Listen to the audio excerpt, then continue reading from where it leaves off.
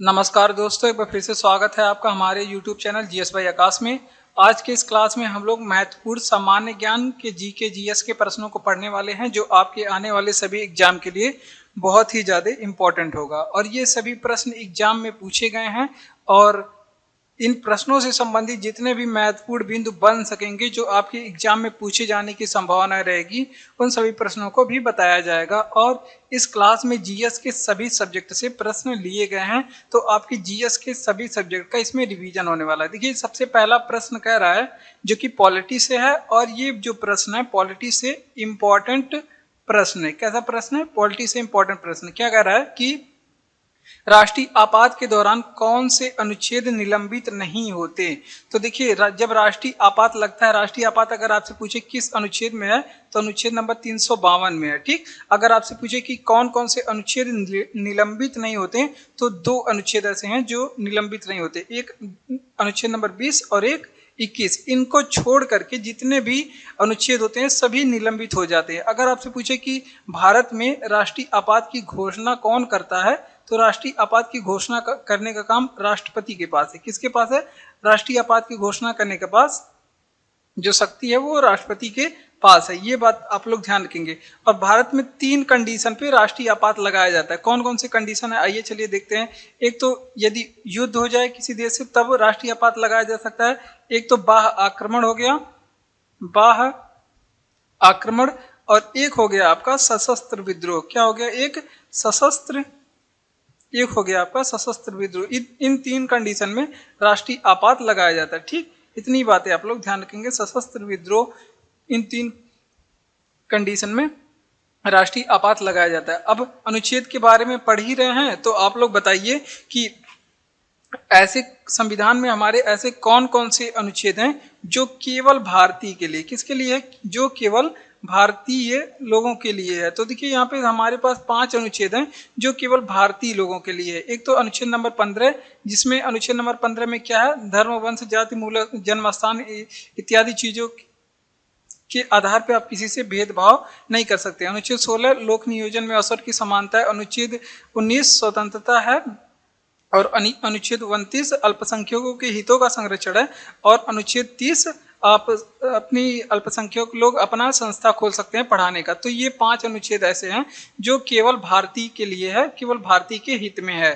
तो इतनी बातें आप लोग ध्यान रखेंगे और साथ में हम इन प्रश्नों का रिवीजन भी करेंगे। देखिए, राष्ट्रीय आपात के दौरान कौन कौन से अनुच्छेद निलंबित नहीं होते? तो अनुच्छेद 20 और 21 को छोड़ करके जितने संविधान के सभी अनुच्छेद होते हैं निलंबित हो जाते हैं। राष्ट्रीय आपात किस अनुच्छेद में? अनुच्छेद नंबर 352 में। अगर आपसे पूछे कि राष्ट्रपति शासन किस अनुच्छेद में है, राष्ट्रपति शासन अगर आपसे पूछे किस अनुच्छेद में है, तो ये है अनुच्छेद नंबर 356। अगर आपसे पूछे कि वहीं पे वित्तीय आपात किस अनुच्छेद में है, वित्तीय आपात किस अनुच्छेद में है, तो वित्तीय आपात अनुच्छेद नंबर 360 में। ऐसा कौन सा अनुच्छेद है जिसका आज तक उपयोग नहीं किया गया? तो अनुच्छेद नंबर 360। आज तक हमारे देश में वित्तीय आपात नहीं लगा है।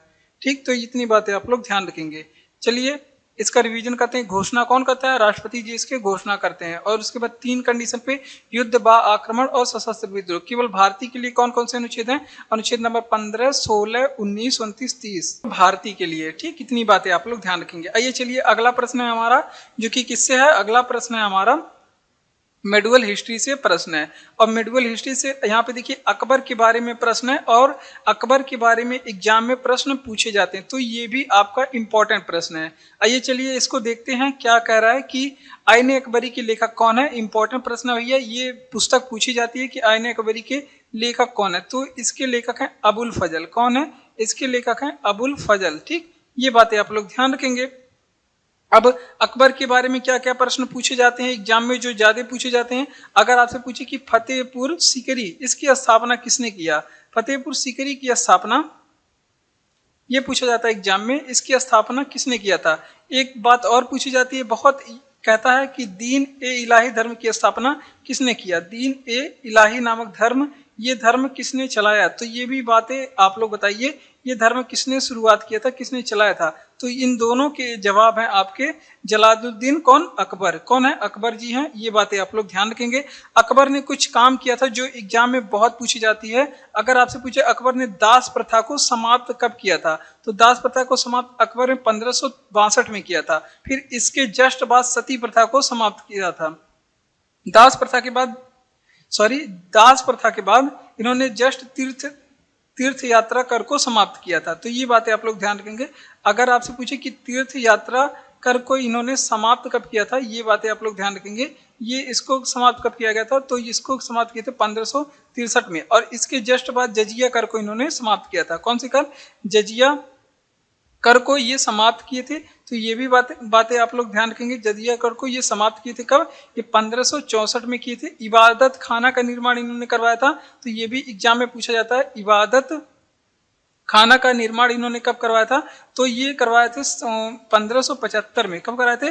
1575 में। और अकबर के दरबार में नवरत्न रहते थे। ये भी बातें आप लोग ध्यान रखेंगे। इनके दरबार में नवरत्न रहते थे। ठीक, ये सभी बातें आप लोग ध्यान रखेंगे। अकबर से संबंधित जितने भी महत्वपूर्ण पॉइंट थे आपके एग्जाम के लिए सभी बताया गया। देखिए, आईने अकबरी के लेखक कौन है, तो इसके लेखक हैं अबुल फजल। फतेहपुर सीकरी की स्थापना किसने किया? अकबर ने किया। दीन ए इलाही धर्म किसने चलाया, तो ये भी अकबर ने चलाया। दास प्रथा का अंत 1562, तीर्थ यात्रा कर समाप्त 1563 में, और जजिया कर समाप्त 1564 में, और इबादत खाना की स्थापना 1575 में। तो ये सभी बातें आप लोग ध्यान रखेंगे। अगला प्रश्न आ चुका है इकोनॉमी से। तो देखिए, यहाँ पे जीएस के जितने भी सब्जेक्ट होते हैं सभी का रिवीजन हो रहा है। कह रहा है कि टोबिन टैक्स ये किसके लेन देन पे लगाया जाता है। ये बहुत ज्यादा इंपॉर्टेंट प्रश्न है। ये एग्जाम में पूछा गया प्रश्न है। और टोबिन टैक्स के बारे में आप लोग नहीं जानते होंगे, तो ये आप लोग ध्यान रखेंगे। जब करेंसी की लेन देन होती है तब इस पे लगाया जाता है। करेंसी के लेन देन पे लगाया जाता है। आइए करेंसी से संबंधित हम लोग कुछ प्रश्नों को पढ़ लेते हैं। जैसे अगर आपसे पूछे कि भारत में करेंसी प्रिंटिंग प्रेस कितने जगह पे है, भारत में कितने जगह पे, अगर आप लोग ऐसे नहीं समझ पा रहे हैं तो आप लोग बताइए कि कितने जगह भारत में नोट छपते हैं। तो भारत में 4 जगहों पे नोट छपते हैं। कौन कौन से? एक तो नासिक में छपता है। नासिक कहाँ पे है? महाराष्ट्र में। ठीक, ये बातें आप लोग ध्यान रखेंगे। नासिक में। और देवास में छपता है। देवास कहाँ पे है? मध्य प्रदेश। यहाँ पे भी नोट को छापा जाता है। और एक आपका है मैसूर में भी छापा जाता है नोट को। मैसूर कहाँ पे है?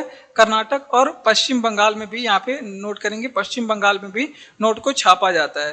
लेकिन अगर आपसे पूछे कि भारत में नोट जारी कौन करता है, नोट जारी करने का अधिकार किसके पास में, तो आरबीआई के पास। तो ये भी बात आप लोग ध्यान रखेंगे। आरबीआई रिजर्व बैंक इंडिया के द्वारा जो है नोट जारी किया जाता है। ठीक, लेकिन अगर आपसे पूछे कि नोट पर हस्ताक्षर किसके होते हैं, यहाँ पे लिखिए।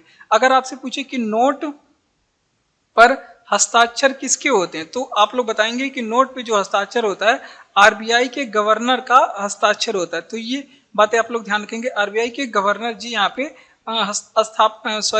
हस्ताक्षर यानी कि सिग्नेचर करते हैं। ठीक, तो ये सभी बातें एग्जाम में पूछी जाती हैं, आप लोग ध्यान रखेंगे। देखिए, टोबिन टैक्स किसके लेन देन पे लगाया जाता है, तो करेंसी के लेन देन पे लगाया जाता है। प्रिंटिंग प्रेस भारत में 4 जगहों पे, एक तो नासिक में है, देवास में है, उसके बाद मैसूर और पश्चिम बंगाल। ये चारों जगहों का नाम आप लोग याद रखेंगे। नोट जारी करता है आरबीआई के गवर्नर के द्वारा नोट जारी किया जाता है। उसके बाद नोट पे हस्ताक्षर आरबीआई के गवर्नर का ही होता है। आरबीआई के द्वारा नोट जारी किया जाता है और हस्ताक्षर आरबीआई के गवर्नर का होता है। अगर आपको क्लास अच्छा लग रहा हो तो क्लास को प्लीज लाइक कर दीजिए, चैनल को सब्सक्राइब करके हमारे साथ जुड़ जाइए इसी तरह के रोज एक क्लास को पाने के लिए।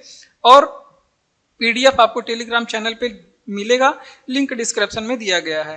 क्लास का नोट्स दिया जाता है। ठीक, अगर आपसे पूछे कि राज्यसभा के सदस्यों के चुनाव की प्रक्रिया किस देश से लिया गया है, तो देखिए ये भी पॉलिटी का प्रश्न है। पॉलिटी का ये इंपॉर्टेंट प्रश्न है। जो यहाँ पे देखिए, राज्यसभा से ये प्रश्न भी एग्जाम में पूछा जाता है कि सदस्यों का निर्वाचन की प्रक्रिया। ये जब आप लोग पॉलिटी पढ़ेंगे तो कुछ स्रोत जो विदेशी यानी कि दूसरे देशों से हमारे संविधान में लिया गया है और इसके बारे में पूछा जाता है कि फला चीज किस देश से लिया गया है। अगर आपसे पूछे कि सदस्यों का चुनाव की जो प्रक्रिया है, चुनाव की जो राज्यसभा में सदस्यों की चुनाव की प्रक्रिया जो है, ये लिया गया दक्षिण अफ्रीका से। कहाँ से लिया गया भैया? ये लिया गया है दक्षिण अफ्रीका कंट्री से लिया गया है। ठीक, लेकिन अगर आपसे पूछे कि जो राज्यसभा के जो सदस्य हैं उनके नामांकन की बात कहाँ से ली गई है, अगर इनके नामांकन की बात करें, नामांकन की प्रक्रिया कहाँ से ली गई है, तो इनके जो नामांकन की प्रक्रिया है वो आयरलैंड के संविधान से लिया गया है। कहाँ के संविधान से, किस देश के संविधान से? आयरलैंड के संविधान से लिया गया है। ठीक, अब जो राज्यसभा के सदस्य होते हैं, आइए चलिए कुछ और राज्यसभा से बातें कर लेते हैं। अगर आपसे पूछे कि जो राज्यसभा के जो सदस्य होते हैं, राज्यसभा के जो सदस्य, राज्यसभा के जो सदस्यों का निर्वाचन है, ये बातें आप लोग बताएंगे। राज्यसभा के सदस्यों का निर्वाचन, एक साल में कितने सदस्यों का निर्वाचन होता है, ये बातें बताएंगे। तो इनका जो निर्वाचन है, जो एक साल में जो है प्रत्येक 2 वर्ष पे होता है, प्रत्येक 2 वर्ष पे इसके 1/3 सदस्य का क्या होता है, चुनाव होता है। ठीक, ये बातें आप लोग ध्यान रखेंगे, 1/3 सदस्य इस पे चुने जाते हैं। और राज्यसभा में अधिकतम सदस्य कितने हो सकते हैं, यहाँ पे बताइए। अगर आपसे पूछे कि राज्यसभा में अधिकतम सदस्य कितने होते हैं, तो राज्यसभा में सदस्यों की बात करें, अधिकतम 250 सदस्य होते हैं, जिसमें राज्य से और यूटी से कितने सदस्य होते हैं, राज्य से और यूटी दोनों मिला करके 238 सदस्य होते हैं। कितने? 238 है। और 12 सदस्य ऐसे होते हैं राज्यसभा में जिसे राष्ट्रपति मनोनीत करता है। ये भी बातें आप लोग ध्यान रखेंगे, 12 सदस्यों को जो है ये राष्ट्रपति के द्वारा मनोनीत किया जाता है।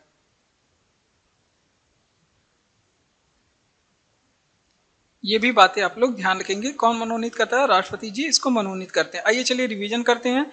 देखिए, अगर आपसे पूछे कि राज्यसभा के सदस्यों के चुनाव की प्रक्रिया किस देश से लिया गया है, तो ये लिया गया है दक्षिण अफ्रीका से। कहाँ से? लेकिन आपसे पूछे कि राज्यसभा के सदस्यों का नामांकन कहाँ से लिया गया, तो ये आयरलैंड से लिया गया है। दो बातें हो गई।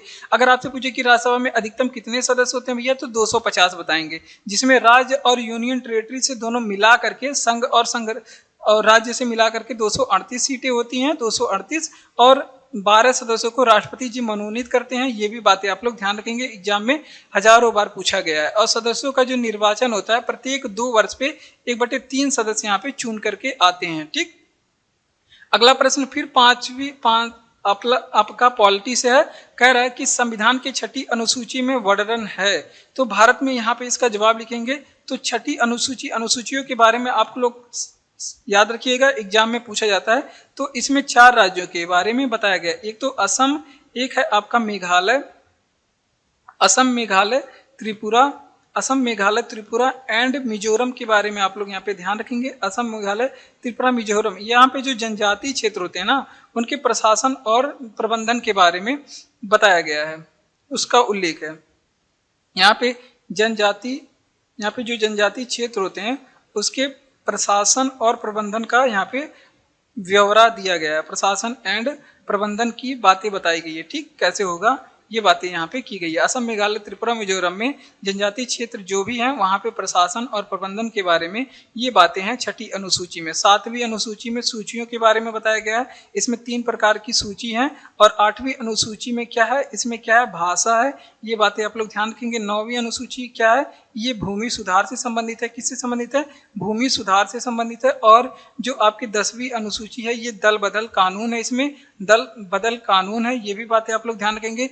ये जो 11वीं अनुसूची है उसमें क्या है, पंचायती राज है, पंचायती राज है, ये भी बातें आप लोग ध्यान रखेंगे। जो 12वीं अनुसूची है इसमें क्या है, इसमें है आपके नगर पालिका। क्या है? नगर पालिका। ठीक, तो ये 12 अनुसूचियों के बारे में आप लोग ध्यान रखेंगे।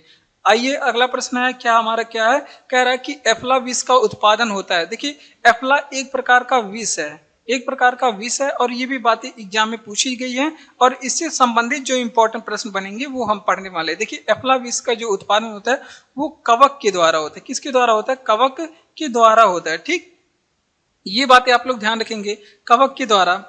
अब ये तो प्रश्न है, अब इससे रिलेटेड प्रश्न क्या बन सकते हैं? अगर आपसे पूछे कि कवक में जो आपके कवक होते हैं इसमें क्या क्लोरोफिल पाया जाता है, इसमें आप लोग बताएंगे क्लोरोफिल, जिसके कारण पत्तियां हरी होती हैं। क्या इसमें, यहाँ पे क्लोरोफिल गलत हो गया हमारा, क्लोरोफिल, तो आप लोग बताएंगे कि जो आपके कवक होते हैं क्या इसमें क्लोरोफिल पाया जाता है, तो आप लोग कहेंगे कि नहीं, इसमें क्लोरोफिल नहीं होता है। और जो कवक होते हैं ये कैसे होते हैं, ये जो है ये परजीवी होते हैं। कैसे होते हैं? परजीवी होते हैं। ठीक, परजीवी आप लोग को बताया गया, किसे कहते हैं, आप लोग उसका जवाब दीजिए। अगर आपसे पूछे कि शैवाल क्या होते हैं, क्या शैवाल क्या शैवाल में क्लोरोफिल पाया जाता है? शैवाल में क्लोरोफिल पाया जाता है? तो आप लोग बताएंगे कि हाँ, शैवाल में क्लोरोफिल पाया जाता है। ठीक, और जो शैवाल होते हैं ना, वो क्या होते हैं? वो स्वपोषी होते हैं। कैसे होते हैं? स्वपोषी होते हैं। ठीक, तो ये बातें भी आप लोग ध्यान रखेंगे एडिशनल पॉइंट के तौर पे। अगर आपसे पूछे कि आखिर लाइकेन क्यों फेमस है, एग्जाम में ये भी पूछा जाता है कि लाइकेन क्या होता है, तो लाइकेन जो होता है ना, वो शैवाल और कवकों के बीच की कड़ी मानी जाती है। शैवाल एंड कवक कवक के बीच की कड़ी मानी जाती है लाइकेन। ठीक, तो ये भी बातें आप लोग ध्यान रखेंगे। ठीक, चलिए इसका रिवीजन करते हैं। देखिए, अगर आपसे पूछे कि एफला विष का उत्पादन होता है, तो ये विष का उत्पादन कवकों के द्वारा होता है। कवकों का अध्ययन माइकोलॉजी, शैवालों का अध्ययन क्या कहलाता है? फाइकोलॉजी कहलाता है। कवक में क्लोरोफिल पाया जाता है? नहीं, कवक में क्लोरोफिल नहीं पाया जाता। और कवक क्या होते हैं? परजीवी होते हैं। शैवालों में क्लोरोफिल, हाँ, शैवाल में क्लोरोफिल पाया जाता है और ये स्वपोषी होते हैं। ये भी बातें आप लोग ध्यान रखेंगे। लाइकेन एग्जाम में बहुत पूछा जाता है। ये क्या है? इंपॉर्टेंट है लाइकेन, और ये कवक और शैवाल के बीच की कड़ी से माना जाता है। ठीक, चलिए आइए बढ़ते हैं अपने अगले प्रश्न पे। अगला प्रश्न फिर आ चुका साइंस से संबंधित, और ये इंपॉर्टेंट प्रश्न है। यहाँ पे सिंड्रोम के बारे में प्रश्न पूछा जाता है। देखिए, आनुवांशिक विकार जिसमें केंद्रक में 47 क्रोमोसोम, क्रोमोसोम किसे कहते हैं? ये गुणसूत्र को बोलते हैं। हिंदी में इसे क्या बोलते हैं? इसे हिंदी में गुणसूत्र बोलते हैं। हमारे मानव शरीर में अगर आपसे पूछे कि मानव शरीर में कितने गुणसूत्र होते हैं, तो अगर जोड़ी में पूछे तो आप लोग बताएंगे कि 23 जोड़ी गुणसूत्र होते हैं। लेकिन अगर आपसे पूछे कि वैसे कितने गुणसूत्र होते हैं, तो 46, 23 दूना 46, तो 46 गुणसूत्र होते हैं। अगर इनकी संख्या में कमी आती है तो भी आनुवांशिक विकार होगा। अगर इसमें इसकी संख्या में जो है कमी होती है तो भी, अगर संख्या बढ़ती है तो भी आनुवांशिक कोई ना कोई विकार हो जाएगा। तो आनुवांशिक विकार जो इसका जवाब हो जाएगा, यहाँ पे पहले इसका जवाब पहले नोट करेंगे। तो देखिए, आनुवांशिक विकार क्रोमोसोम जिसमें 47 हो जाता है, तो वो होता है आपका क्लाइनफेल्टर सिंड्रोम। क्या होता है? Klinefelter syndrome. इसे क्या बोलते हैं? Klinefelter syndrome. ठीक, ये डिसीज हो जाता है। ये क्लाइनफेल्टर डिसीज हो जाता है, क्लाइनफेल्टर सिंड्रोम नामक डिसीज हो जाता है जब केंद्रक में 47 गुणसूत्र, यानी कि जब 46 गुणसूत्र से सामान्य तौर पे होते हैं, जब 47 हुआ तो क्लाइनफेल्टर सिंड्रोम नामक डिसीज हो जाते हैं। ठीक, वैसे भी आनुवांशिक विकार और भी होते हैं। आइए चलिए बताते हैं। देखिए, डाउन सिंड्रोम अगर आपसे पूछे कि ये डाउन सिंड्रोम कैसे होता है, तो भी ये आनुवांशिक विकार है जो गुणसूत्रों की संख्या में परिवर्तन के कारण होता है। डाउन सिंड्रोम भी पूछ ले, या फिर पटाऊ सिंड्रोम पूछ ले। पटाऊ सिंड्रोम कैसे होता है, तो भी ये गुणसूत्रों के संख्या में परिवर्तन की वजह से होता है, पटाऊ सिंड्रोम। और एक होता है आपका कैसा सिंड्रोम? एक होता है आपका टर्नल सिंड्रोम। Tunnel syndrome. ठीक, ये सभी सिंड्रोम जो है, ये सभी डिसीज जो होते हैं गुणसूत्रों के संख्या में परिवर्तन के कारण होता है। तो यहाँ पे इसका कारण भी नोट करेंगे, क्यों होता है ये सिंड्रोम वगैरह संबंधित बीमारियां। तो ये गुणसूत्रों की संख्या में परिवर्तन के कारण, गुणसूत्रों की संख्या में परिवर्तन के कारण होता है। ठीक, तो ये भी बातें आप लोग यहाँ पे ध्यान रखेंगे। आइए चलिए रिवीजन करते हैं। इस प्रश्न का क्या कह रहा है कि आनुवांशिक विकार जिसमें केंद्रक में 47 क्रोमोसोम होता है, तो ये है क्लाइनफेल्टर सिंड्रोम। क्या होता है? क्लाइनफेल्टर सिंड्रोम, ये आप लोग ध्यान रखेंगे।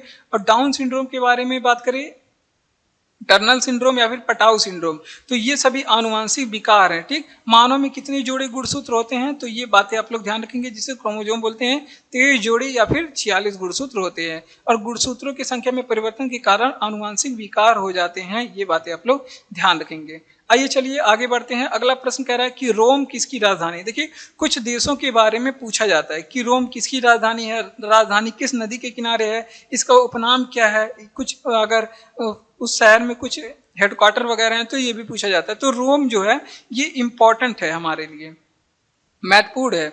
और देखिए क्या क्या पूछा जाएगा यहाँ से। अगर आपसे पूछे किसकी राजधानी है रोम, तो आप लोग बताएंगे कि इटली की राजधानी है। किसकी राजधानी है? इटली की राजधानी है रोम। अगर आपसे पूछे कि रोम किस नदी के किनारे स्थित है, अगर आपसे पूछे कि रोम किस नदी के किनारे स्थित है, तो ये आप लोग बताएंगे ये टाइबर नदी के किनारे स्थित है। किस नदी के किनारे? टाइबर नदी के किनारे स्थित है। ये भी बातें आप लोग बताएंगे। रोम को क्या कहा जाता है? इसे कहा जाता है, ये भी बातें आप लोग यहाँ पे नोट करेंगे। रोम को क्या कहा जाता है? इसे पोप का शहर कहते हैं। क्या कहते हैं? पोप का शहर कहते हैं। ये बातें आप लोग ध्यान रखेंगे। अब देखिए, खाद्य एवं कृषि संगठन का अगर मुख्यालय पूछ ले, खाद्य एवं कृषि संगठन, जिसे आप लोग प्यार से क्या बोलते हैं, इसे ही आप लोग क्या बोलते हैं, FAO बोलते हैं, FAO, food and agricultural organization. इसका हेडक्वार्टर पूछ ले, इसका हेडक्वार्टर पूछ ले तो भी आपके रोम में है। कहाँ पे, रोम में है। अगर आपसे पूछे कि इसकी स्थापना बता दीजिए कब हुई थी, तो स्थापना इसकी 1945 में हुई थी। ठीक, अगर आपसे पूछे कि FAO में सदस्य देश कितने हैं, तो 194 देश इसमें सदस्य हैं। तो सभी बातें आप लोग यहाँ पे ध्यान रखेंगे। आइए चलिए रिवीजन करते हैं कि रोम किसकी राजधानी है। रोम इटली की राजधानी है। किसकी, इटली की।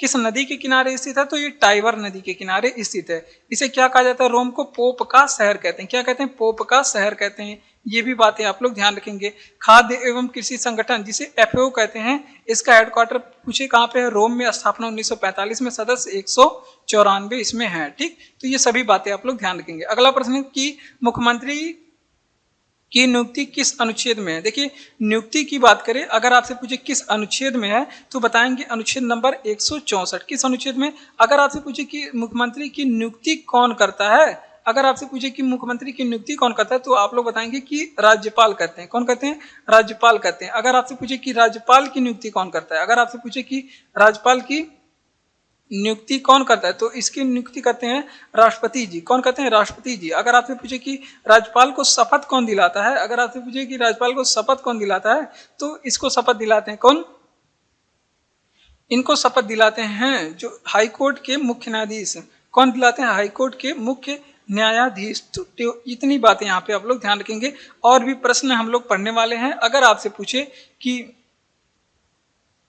अब यहाँ पे मंत्रिपरिषद के बारे में थोड़ा सा देखेंगे, यहाँ पे नोट करेंगे। अगर आपसे पूछे कि जो राज्यों का मंत्री परिषद है, ये किस अनुच्छेद में है, मंत्रिपरिषद, तो जो राज्यों में मंत्रिपरिषद होता है, ये की कही गई है अनुच्छेद नंबर 163 में। राज्य मुख्यमंत्री किस में है, अनुच्छेद नंबर 164 में। लेकिन परिषद पूछे किस में है, वो अनुच्छेद नंबर 163 में। ये मंत्रिपरिषद का अध्यक्ष कौन होता है, राज्य मंत्रिपरिषद का अध्यक्ष पूछे तो ये होता है मुख्यमंत्री। और केंद्र मंत्रिपरिषद का अध्यक्ष कौन होता है, वो होते हैं आपके प्रधानमंत्री। ठीक, तो ये भी बातें आप लोग ध्यान रखेंगे। अब मंत्रिपरिषद में अगर आपसे पूछे कि मंत्रिपरिषद में सदस्य कितने होते हैं, तो आप लोग ध्यान रखेंगे कि जो राज्य में विधानसभा होता है, विधानसभा इसका कितना होता है, 15%। विधानसभा का 15% इसमें सदस्य होते हैं। ये भी बातें आप लोग ध्यान रखेंगे। और न्यूनतम मंत्रिपरिषद में कितने सदस्य हो सकते हैं, तो न्यूनतम 12 सदस्य हो सकते हैं, इससे कम नहीं हो सकते हैं। ठीक, और अपवाद स्वरूप अगर आपसे पूछे, अपवाद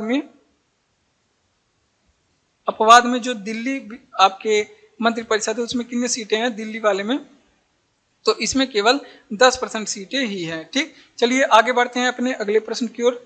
अगला प्रश्न है कि कृषि का काटो और जलाओ, स्लैश एंड बर्न भी इसे बोला जाता है। ये कृषि की एक प्रक्रिया है जिसमें लोग जंगल वगैरह काट करके उसे जला करके वहाँ पे कृषि करते हैं। ये प्रतिरूप भारत के किस राज्य में है, तो ये जो प्रतिरूप है, ये भारत के सर्वाधिक प्रचलन में है, वो पूर्वी राज्यों में है। कहाँ पे है, पूर्वी राज्यों में इसका प्रचलन ज्यादा है। ठीक, तो ये बातें आप लोग ध्यान रखेंगे।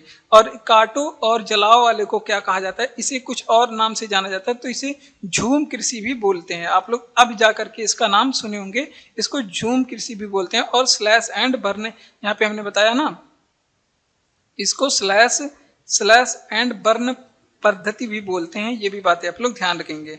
अब इसको अलग अलग जगहों पे जो स्लैश एंड बर्न है या फिर झूम कृषि है, जैसे अलग अलग जगहों पे अलग अलग नाम से जाना जाता है, तो पूछा जाता है कि इसे राजस्थान में किस नाम से जानते हैं इस पर कृषि के प्रतिरूप को, या फिर आंध्र प्रदेश में पूछे किस नाम से जानते हैं इसे आंध्र प्रदेश में किस नाम से जानते हो, इसे केरल में किस नाम से जानते हैं इस पद्धति को। तो देखिए, अगर आपसे पूछे कि यहाँ पे केरल में किस नाम से जानते हैं, तो इसे यहाँ पे कुमारी ओणम कहते हैं। यहाँ पे ओणम से आप लोग पकड़ लेंगे क्योंकि आगे फेस्टिवल है। इसे यहाँ पे कुमारी ओणम कहते हैं। आंध्र प्रदेश में इसे पोंडू कहते हैं। इस कृषि की पद्धति को पोंडू कहते हैं। राजस्थान में इसे क्या कहते हैं, बडाला कहते हैं। क्या कहते हैं, बडाला। ठीक, तो ये बातें आप लोग ध्यान रखेंगे। यहाँ पे एग्जाम में ये प्रश्न पूछा गया है और इम्पोर्टेंट है। ठीक, तो देखिए अब बात करते हैं कि कृषि का काटो और जलाओ प्रतिरूप भारत के किस राज्य में प्रचलित है, तो ये भारत के पूर्वी राज्यों में प्रचलित है। इसे कहा जाता है झूम कृषि। और इसे राजस्थान में क्या कहा जाता है, तो इसे बडाला कहा जाता है। और आंध्र प्रदेश में इसे पोंडू कृषि कहा जाता है और कुमारी ओडम केरल में कहा जाता है। अगला प्रश्न है कि कोयला का सर्वाधिक उत्पादन, ये हमारे भाई लोग बताएंगे कि कोयला का सर्वाधिक उत्पादन और भंडार कौन से राज्यों में है। ठीक, तो ये बातें आप लोग बताएंगे। अब हम कोयले से प्रश्न बता देते हैं कि कौन कौन से प्रश्न एग्जाम में पूछा जाता है। अगर आपसे पूछे कि कोयला का प्रकार कितना होता है तो यहाँ पे बताएंगे आप लोग 4 प्रकार का कोयला होता है। सबसे उच्च श्रेणी का जो कोयला होता है एंथ्रेसाइट होता है। क्या होता है? एंथ्रेसाइट कोयला होता है। और दूसरे नंबर पे आता है आपका बिटुमिनस। कौन सा होता है? बिटुमिनस आता है। फिर उसके आपका आता है लिग्नाइट कोयला। कौन सा? लिग्नाइट कोयला आता है। फिर आपका पीट कोयला आता है। कौन सा? पीट कोयला आता है। ठीक, ये कोयले के 4 प्रकार होते हैं और पीट वाला जो कोयला है ये सबसे निम्न श्रेणी का होता है। यहाँ पे नोट करेंगे। अब पीट कोयले के बारे में बात करेंगे। ये सबसे निम्न श्रेणी का कोयला होता है। कैसा कोयला होता है? ये सबसे निम्न श्रेणी का। और लिग्नाइट कोयला जो होता है ये पूछा जाता है कि इसे क्या कहा जाता है, तो इसे भूरा कोयला भी कहा जाता है। इसे कि क्या संबोधित किया जाता है? इसे भूरा कोयला भी कहा जाता है। और ये पूछा जाता है कि ये सर्वाधिक किस राज्य में पाया जाता है, तो ये भी बातें आप लोग ध्यान रखेंगे। ये सर्वाधिक जो है ये तमिलनाडु में पाया जाता है। लिग्नाइट कोयला सबसे ज्यादा तमिलनाडु में पाया जाता है। और अगर आपसे पूछे भारत में कौन सा कोयला सबसे ज्यादा पाया जाता है, तो बिटुमिनस कोयला सबसे ज्यादा पाया जाता है। तो ये आप लोग ध्यान रखेंगे, भारत में सर्वाधिक कौन सा कोयला पाया जाता है, तो बिटुमिनस कोयला पाया जाता है। एंथ्रेसाइट कोयला की बात करें, इसमें कार्बन की प्रक्रिया मात्रा 90% होती है, लगभग 90%। और ये सबसे उच्च श्रेणी का कोयला होता है। कैसा कोयला होता है? सबसे उच्च श्रेणी का कोयला होता है एंथ्रेसाइट। तो ये सभी बातें एग्जाम के लिए इंपॉर्टेंट है। तो देखिए, आइए चलिए इसका रिवीजन करते हैं। देखिए, कोयला का उत्पादन और भंडारण ये आपके लिए प्रश्न है। और 4 प्रकार के जो कोयले होते हैं, एक तो आपका एंथ्रेसाइट जो सबसे उच्च श्रेणी का होता है, जिसमें कार्बन लगभग 90% होती है। जितने ज्यादा कार्बन होगा कोयले में उतना ज्यादा उसकी क्वालिटी बेस्ट होगी। ठीक, तो इसमें एंथ्रेसाइट में सबसे ज्यादा बेस्ट क्वालिटी है, इसमें 90% कोयला होता है। और जो बिटुमिनस कोयला है ये भारत में सर्वाधिक पाया जाता है। ये भी एग्जाम में पूछा जाता है भारत में कौन सा कोयला सर्वाधिक पाया जाता है, तो बिटुमिनस। और लिग्नाइट कोयले की बात करें तो ये सर्वाधिक तमिलनाडु में पाया जाता है और इसे भूरा कोयला भी कहा जाता है। ये भी एग्जाम में पूछा गया। पीट कोयला जो है ये सबसे निम्न श्रेणी का कोयला होता है। ठीक, तो ये सभी बातें आप लोग ध्यान रखेंगे। अगला प्रश्न इकोनॉमी से आ चुका है। इकोनॉमी से एक कोयला वगैरह आप लोग जियोग्राफी में पढ़ेंगे, इंडियन जियोग्राफी में पढ़ेंगे। ठीक, और स्लैश एंड बर्न ये भी इंडियन जियोग्राफी में पढ़ेंगे। तो ये आप लोग देख पा रहे होंगे। तो जीएस के जितने भी सब्जेक्ट होते हैं सभी का आपका रिवीजन हो रहा है। कौन प्रत्यक्ष कर का उदाहरण है? तो देखिए, प्रत्यक्ष कर 2 प्रकार के होते हैं। ये एक होता है प्रत्यक्ष कर और एक होता है आपका अप्रत्यक्ष कर, जिसे डायरेक्ट कर और इनडायरेक्ट कर भी बोलते हैं। टैक्स, सॉरी, इनडायरेक्ट टैक्स और डायरेक्ट टैक्स। प्रत्यक्ष कर में कौन कौन से आते हैं ये आप लोग ध्यान रखेंगे। ये ऐसे पूछेगा, इस यहाँ पे प्रश्न ऐसे पूछा जाता है कि निगम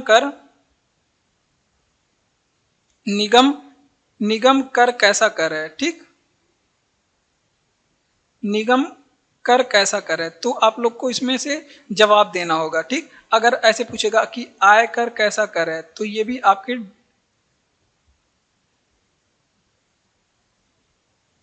डायरेक्ट टैक्स है। आयकर कैसा कर है? डायरेक्ट व्यक्ति से स्वयं लिया जाता है। उपहार कर अगर आपसे पूछे कैसा कर है, उपहार कर कैसा कर है, वो भी डायरेक्ट टैक्स है। इसके अलावा आप लोग ध्यान रखेंगे, यहाँ पे नोट करेंगे, संपत्ति पूछ ले कैसा कर है, तो वो भी डायरेक्ट टैक्स में आएगा, संपत्ति कर। उसके अलावा आप लोग कुछ व्यय करते हैं तो व्यय कर वो भी डायरेक्ट टैक्स होता है। ब्याज कर पूछ ले तो भी आपके डायरेक्ट टैक्स होता है। ठीक, और अप्रत्यक्ष कर में कौन कौन से आएगा? जैसे अगर आपसे पूछे कि उत्पाद शुल्क जो इनडायरेक्ट तरीके से लिया जाता है, जो सरकार होता है वो कंपनी पे लगाती है और कंपनी वाला किससे वसूलता है? खाने वाले से वसूलता है। तो वो हो जाएगा आपका इनडायरेक्ट टैक्स, अप्रत्यक्ष कर। जैसे उत्पाद शुल्क हो गया, उत्पाद शुल्क पूछा जाएगा कैसा शुल्क है, तो आप लोग बताएंगे इनडायरेक्ट। अगर आपसे पूछे कि सीमा शुल्क कैसा शुल्क है, तो वो भी आपके इनडायरेक्ट। यहाँ पे शुल्क गलत लिखा हो गया, शुल्क यहाँ पे गलत हो गया था। कैसा कर, शुल्क मतलब कर होता है भैया।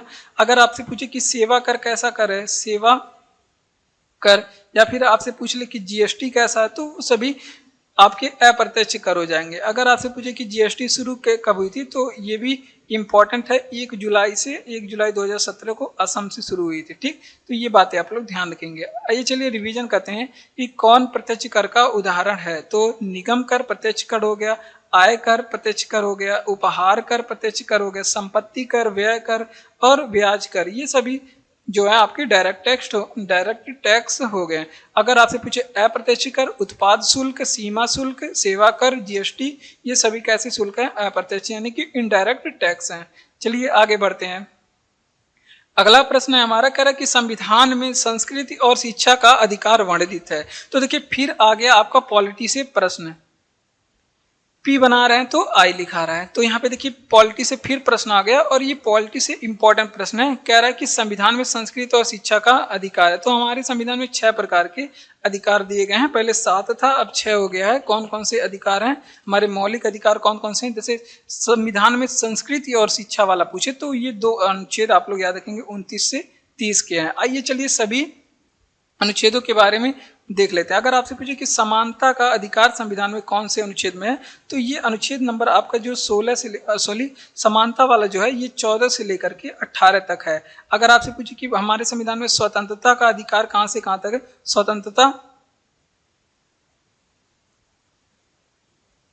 स्वतंत्रता का अधिकार कहाँ से कहाँ तक है, तो ये आपके 19 से लेकर के जो आपके 22 तक का जो आर्टिकल है स्वतंत्रता का अधिकार देता है। अगर आपसे पूछे कि हमारे संविधान में शोषण के विरुद्ध अधिकार कहाँ से है, शोषण के विरुद्ध ये अधिकार कौन कौन से अनुच्छेद देते हैं?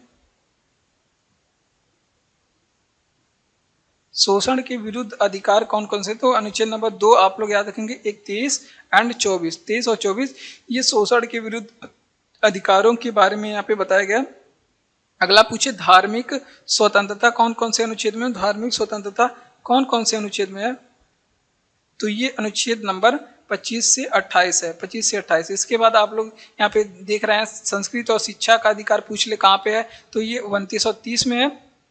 अगला संवैधानिक उपचार पूछ ले कौन से अनुच्छेद में? संवैधानिक उपचार ये किस अनुच्छेद में है? तो संवैधानिक उपचार जो है अनुच्छेद नंबर 32 से लेकर के 35 तक है। तो इस तरह से आपका पूरा मौलिक कर्तव्य यहाँ पे, तो यहाँ से पूरा आपके मौलिक अधिकार समाप्त हो जाते हैं। तो 14 से लेकर के, वैसे मौलिक अधिकार कहाँ से कहाँ तक है, तो ये बताएंगे आप लोग 12 से लेकर के 35 तक है। ठीक, 12 में परिभाषा है, 13 में आप लोग बताएंगे क्या है, उसके बाद सब हमने बताया ही किसमें क्या है। तो देखिए संविधान में संस्कृति और शिक्षा का अधिकार है, ये वर्णित है अनुच्छेद 29 से 30 है। समानता का अधिकार अनुच्छेद 14 से 18 है। स्वतंत्रता का अधिकार अनुच्छेद 19 से 22 है। शोषण के विरुद्ध अधिकार अनुच्छेद 23 से 24 है। धार्मिक स्वतंत्रता अनुच्छेद 25 से 28, संवैधानिक उपचार अनुच्छेद 32 से 35 है। तो ये सभी बातें आप लोग यहाँ पे ध्यान रखेंगे। अगला प्रश्न की रैयतवाड़ी व्यवस्था आरंभ, अगर आपसे पूछे केवल आरंभ किसने किया, तो यहाँ पे सबसे पहले जो रैयतवाड़ी व्यवस्था शुरू की गई थी वो 1792 में। कब शुरू की गई थी? 1792 में। और इसको किसने शुरू किया था? रीड ने। अगर आपसे पूछे कि जो रैयतवाड़ी बंदोबस्त है इसके जनक किसे कहे जाते हैं, तो वो आपके टॉमस मुनरो को कहा जाता है। किसे कहा जाता है? टॉमस या फिर थॉमस मुनरो भी मिलता है, टॉमस मुनरो कहे जाते हैं। और बात करते हैं इन्होंने कब शुरू किया था, तो ये 1820 में सबसे पहले शुरू किए थे। इनको रैयतवाड़ी व्यवस्था का जनक कहा जाता है और ये मद्रास में शुरू किए थे। कहाँ पे? मद्रास में भारी मात्रा में इन्होंने रैयतवाड़ी व्यवस्था का शुरुआत किया था। तो ये बातें आप लोग ध्यान रखेंगे। आइए चलिए आगे बढ़ते हैं। अगर आपसे पूछे कि कुछ और व्यवस्थाएं, जैसे महलवाड़ी के बारे में एग्जाम में पूछा जाता है कि महलवाड़ी किसने शुरू किया था, तो ये भूमि के कर वसूलने के तरीके हैं कि महलवाड़ी व्यवस्था किसने शुरू किया था, तो ये हाल्ट मैकेंजी ने शुरू किया था। किसने? हाल्ट मैकेंजी ने शुरू किया था। अगर आपसे पूछे कि वहीं पे कि अस्थाई बंदोबस्त किसने शुरू किया था, अस्थाई बंदोबस्त व्यवस्था किसने शुरू किया था, तो ये शुरू किया था कॉर्नवालिस ने। किसने? कॉर्नवालिस ने शुरू किया था। ठीक, तो ये सभी बातें आप लोग ध्यान रखेंगे। आइए चलिए रिवीजन करते हैं कि रैयतवाड़ी बंदोबस्त आरंभ किसने किया? 1792 में सबसे पहले शुरू किया था रीड ने। तो इसलिए रीड और टॉमस मुनरो दोनों का नाम आता है। टॉमस मुनरो को रैयतवाड़ी व्यवस्था का जनक कहा जाता है, जो कि 1820 में इन्होंने शुरू किया था। मद्रास में भारी मात्रा में, अधिक मात्रा में शुरू किया था। सबसे पहले मद्रास में इन्होंने शुरू किया था। महलवाड़ी की व्यवस्था की बात करें तो ये शुरू किए थे हाल्ट मैकेंजी ने। कौन शुरू किए थे? Holt Mackenzie. अस्थायी बंदोबस्त की शुरुआत किसने किया था? लॉर्ड कॉर्नवालिस ने। अगला प्रश्न है, भोपाल गैस त्रासदी किस गैस का रिसाव होता है? तो इसमें देखिए मिथाइल आइसोसाइनेट था, और ये प्रश्न यहाँ पे हमेशा पूछा जाता है इसके बारे में। भोपाल गैस त्रासदी कब हुआ था? इसमें कौन सी गैस का रिसाव हुआ था? मिथाइल आइसोसाइनाइट, मिथाइल आइसोसाइनाइट था। और ये पूछा जाता है, इसे मिक भी कहा जाता है, शॉर्ट में मिक, MIC मिक भी बोला जाता है। अब ये पूछा जाता है भोपाल गैस त्रासदी, ये तो भोपाल आप लोग जानते हैं मध्य प्रदेश में। भोपाल गैस त्रासदी कहाँ पे हुआ था? मध्य प्रदेश में। और ये पूछा जाता है कि कब हुआ था? तो ये हुआ था, कब पूछे तो ये 3 दिसंबर की घटना है, 3 दिसंबर 1984 को। इसीलिए 1900 भोपाल गैस त्रासदी दिवस कब मनाया जाता है? तो वो भी आप लोग ध्यान रखेंगे, 3 दिसंबर के दिन मनाया जाता है। कब मनाया जाता है? 3 दिसंबर के दिन मनाया जाता है। और इसे यहाँ पे फैक्ट्री के बारे में पूछा जाता है कि कौन सी फैक्ट्री में जो मिथाइल आइसोसाइनाइड का रिसाव हुआ था। तो फैक्ट्री का नाम भी आप लोग यहाँ पे जरूर याद रखेंगे, उसका नाम था union carbide plant, union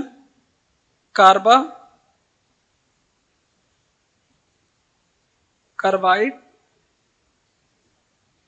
plant. इसमें हुआ था भोपाल गैस त्रासदी। तो ये बातें आप लोग ध्यान रखेंगे। भोपाल गैस दुर्घटना किस गैस का रिसाव हुआ था? तो मिथाइल आइसोसाइनेट, जिसे मिक भी कहा जाता है। और ये बात एग्जाम में पूछी जाती है। ये हुआ था 3 दिसंबर 1984 को।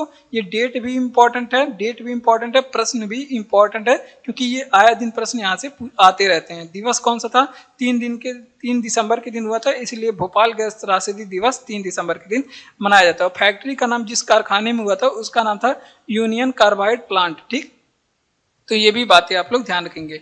बढ़ते हैं अपने अगले प्रश्न की ओर। तब तक अगर आपको क्लास अच्छा लग रहा हो तो चैनल को सब्सक्राइब कर लीजिए, वीडियो को लाइक कर लीजिए और अपने दोस्तों तक शेयर भी करिए वीडियो को। और बात करते हैं, कमेंट बॉक्स में कमेंट करके बताइए कि क्लास आपको कैसा लग रहा है। PDF आपको टेलीग्राम चैनल का लिंक डिस्क्रिप्शन में दिया गया, आप लोग को वहाँ पे इसका PDF मिलेगा। धन्यवाद। और आगे बढ़ते हैं अपने अगले प्रश्न पे। अगला प्रश्न है कि बंगाल में होने वाले मौसम पूर्व वर्षा को क्या कहा जाता है? तो देखिए यहाँ पे कुछ राज्यों में हमारे मौसम से पहले जो वर्षा होती है, यानी कि मौसम के आने से पहले वर्षा हो जाती है, तो उसको लोग कुछ अलग नामों से संबोधित करते हैं। जैसे मौसम से पूर्व होने वाली वर्षा पश्चिम बंगाल में किस नाम से जानी जाती है? तो इसको काल बैसाखी बोलते हैं। क्या बोलते हैं इसे? काल बैसाखी के नाम से जानते हैं। ये बातें आप लोग ध्यान रखेंगे। इसे क्या बोला जाता है? इसे काल बैसाखी के नाम से जानते हैं। और इसे बोलते हैं नार्वेस्टर भी इसे बोलते हैं। तो ये भी बातें आप लोग ध्यान रखेंगे, इसे नार्वेस्टर भी बोलते हैं।